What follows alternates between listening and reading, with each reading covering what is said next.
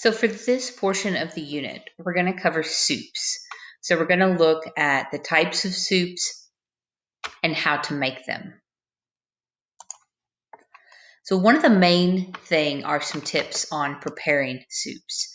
So as you're preparing soups, one of the main things is to remember to simmer and not to boil. So if you remember from the cooking methods unit, a simmer is a much lower heat and much little bitty bubbles compared to a big bubbles and high heat.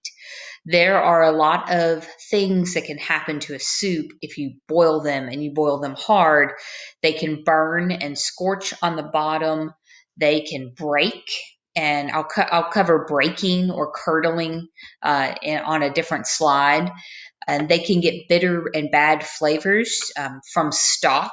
We know that boiling cooks the proteins on the bones too hard, and that's going to make a cloudy and kind of undesirable stock. So pretty much for soups, you always want to keep it at a lower temperature. Soups can be stirred occasionally, and particularly thick ones, they need to be stirred more often.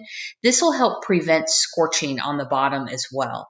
When a pan scorches on the bottom, that means that the food that's touching the bottom of the pan, so if you've got a big soup pot, the soup that's touching that heat source, if you remember from cooking methods, we've talked about conduction and how much hotter that temperature is.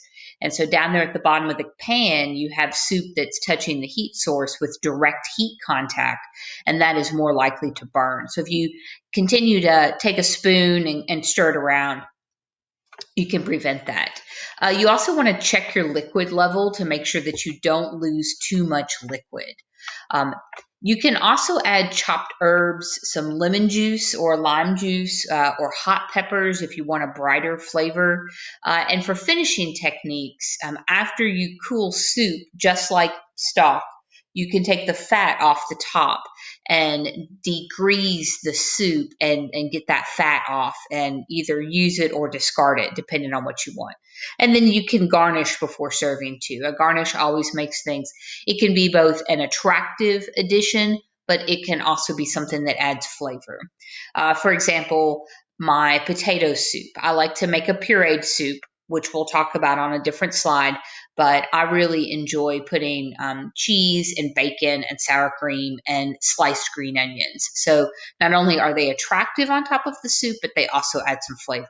I like sliced green onions, little scallion onions, on lots of my soups as a garnish because of the flavor that it adds. So when it comes to a few of the basic kinds of soups, the less known types of soups here would be international soup, which are not served in the United States as commonly. You would have some regional soup options. So the New England clam chowder, you can buy that sometimes or order that in a restaurant all over the country. But when you go to that region, it's a lot more common. If you went down to Louisiana, you would see etouffee and gumbo. These would be very common for that area and for the region. There are also dessert soups, which are served all over the world. There's an example on this slide here of a Filipino soup that's made with a coconut milk.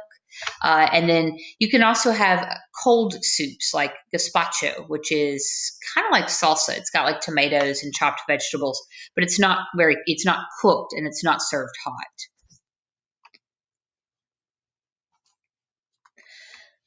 So that is the end of the soup introduction. At this time, I'm going to create a second video, and I want you to go to the chart that you have for this assignment and fill out the first 3 tips. Your tips are making soup. And so the first few slides that we covered here on preparing soups, and I will put that on presentation mode again, and then I will pause it and end the video so that you can pause the video here and you can go back and fill out your chart, which is your study guide for the quiz.